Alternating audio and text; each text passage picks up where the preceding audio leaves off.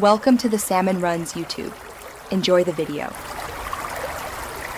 You'll start by enabling the connectivity essentials: Bluetooth, Wi-Fi, and location. Open Settings, tap Google, then Device Connections, and choose Nearby Share. Turn it on and pick a visibility option. Choosing contacts limits discovery to people you know, while everyone makes initial pairing faster. Once done, make sure the receiving phone is awake and on the Nearby Share screen so it advertises presence. You're now ready to send a file from a gallery, file manager, or share sheet. Proceed to select content to share.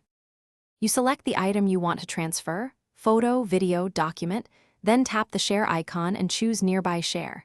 The phone scans for nearby devices. When you see the recipient's device icon, tap it to initiate. The other person gets a prompt showing file details and size. They must accept to begin. If you need faster transfer, confirm both devices are on the same Wi-Fi or enable data for peer-to-peer.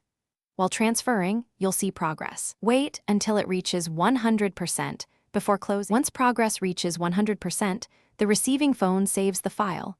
Open it to confirm integrity. If the transfer stalls or fails, stop and toggle Nearby Share off and on, restart Bluetooth on both phones, and reattempt. That clears transient wireless issues. Make sure battery saver and data restrictions are off, since they can block transfers.